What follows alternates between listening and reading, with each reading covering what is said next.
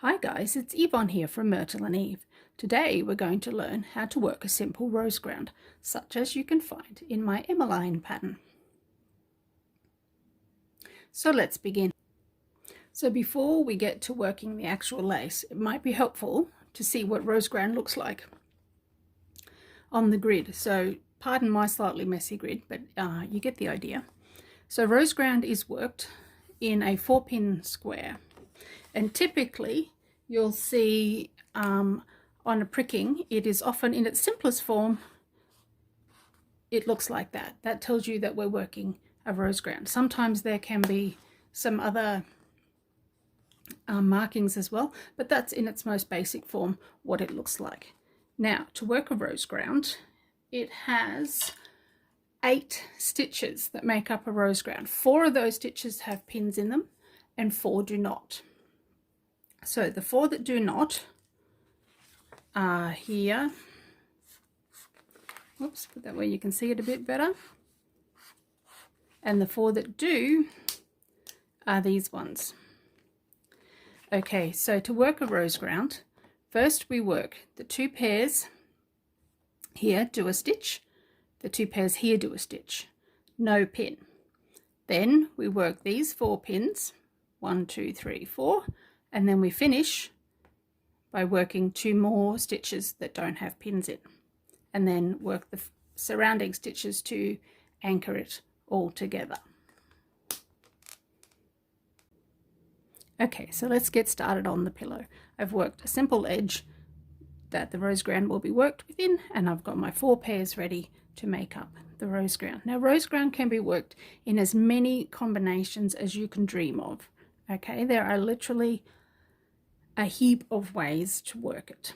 In its simplest form, it can be all worked in the 1 stitch, or it can be worked in, say, 2 stitches. I like working it in 2 stitches. So for a simple roseground, for what we're doing today, we're going to work the stitches that don't have pins in whole stitch and the stitches around the pins in half stitch.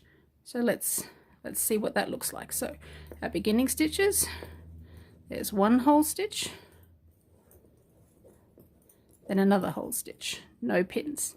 Now to work the stitches with pins, we work the pin at the top, doing a half stitch, pin, half stitch. Then it doesn't matter whether you go left or right, but the side pins come next. So another half stitch,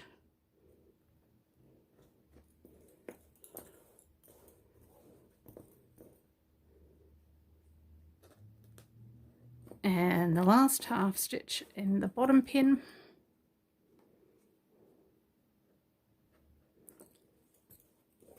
And then to finish our roseground, we work whole stitch again with either of the pairs. Now, if you were working just 1 single roseground in the work, then you would do whatever the surrounding ground was at this point to anchor these threads. But I want to show you what it looks like to work when roseground is in a group, because it often is in a pattern. So let's do this one next. So we bring in the 2 pairs for here. Now the 2 pairs that are coming down from the right have already got the first stitch in, so we don't need to do that again, but we just need to put in our whole stitch on the left, and now we can work the roseground in the middle. Cross twist,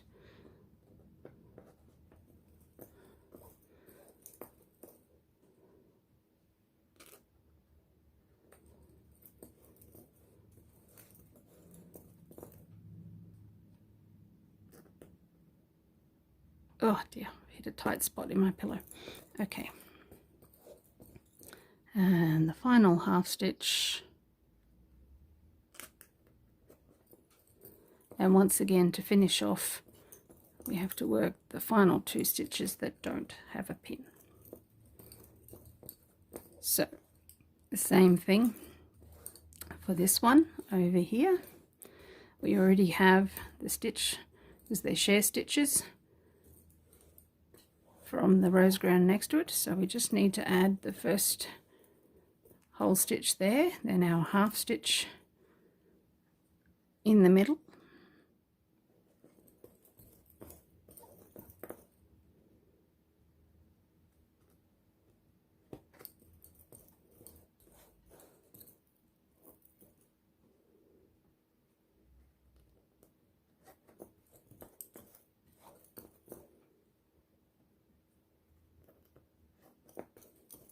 and once again the whole stitch to finish up. Now this final one, we don't need to do the first 2 stitches at all because they're already here because of the previous 2. So we can go straight into the half stitch in the middle.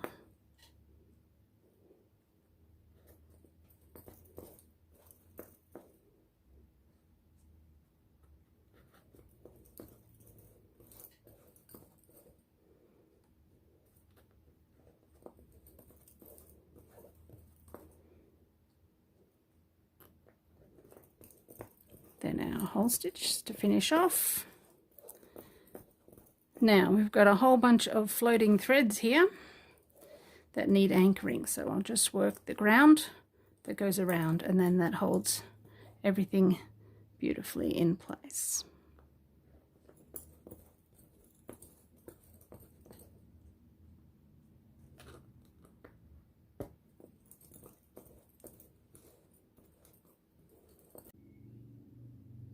And there you have it, 4 simple rose grounds in a group.